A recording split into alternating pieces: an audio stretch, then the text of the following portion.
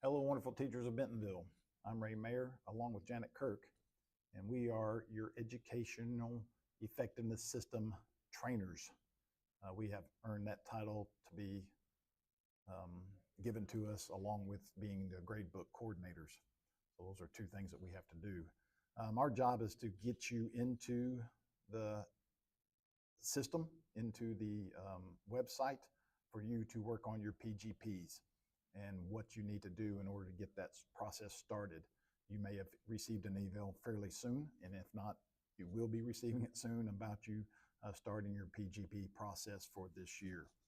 And so we will get you into that first thing. The first thing you need to do, open up a new tab, go over here to your district links. It's been saved for you. Of course, we have several things in these district links. ADE Data Center is where this starts process. This actually opens up the first page. You have to go to it from here, go down to Human Capital Licensures, and go to the ADA Educational Effective System. Okay, and that will bring up your educator. That will give you your login.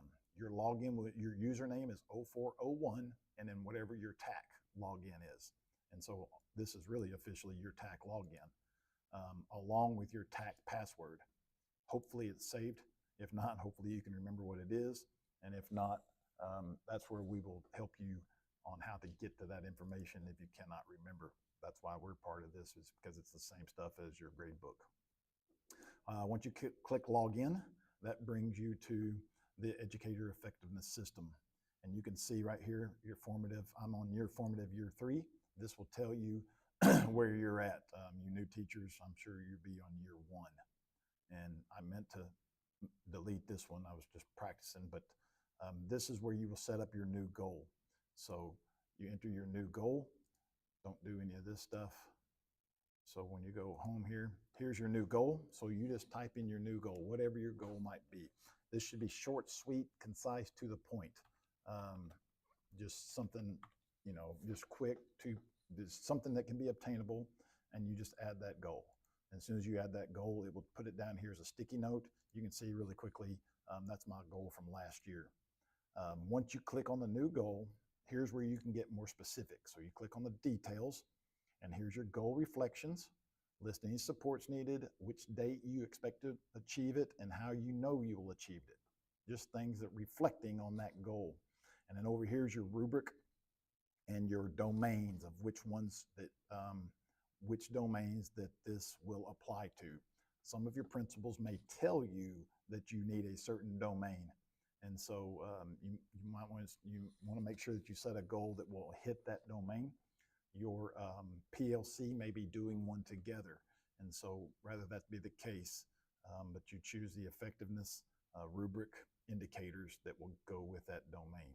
And once you also a selected date of completion. So my guess is sometime, not June, sometime in April. Again, those dates could be changed. Your administrator may set them for you.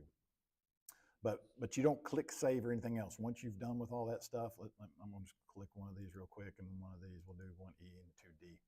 Once I go back to the home, you will see that the 1E and 2D is there, along with that other stuff that I did not type in. It will all be there. You don't really have a save, okay? One of the other tabs that might be of interest to you is your activities. And so your activities will show you what you have upcoming. You will also get an email on this, so you don't have to come back and check on this regularly. You will get an email anytime something is entered.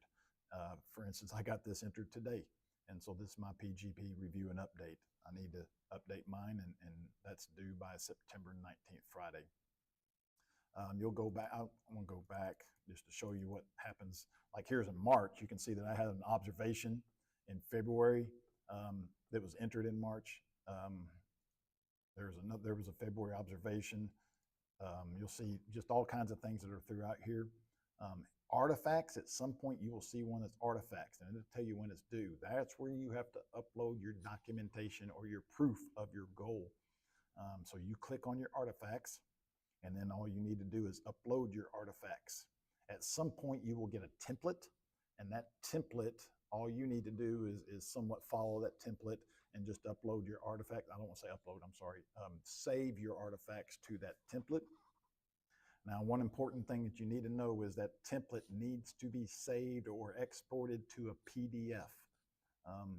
Many things like Google does not upload to this. It needs to be a PDF or a JPEG or something. I think they just recommend everything just be a PDF. So whatever that might be. But you just click on upload. You can drag or drop it in there or browse it. And when you hit close, it saves. Everything does all this automatically. There's no really save button. Most of this stuff's pretty self-explanatory.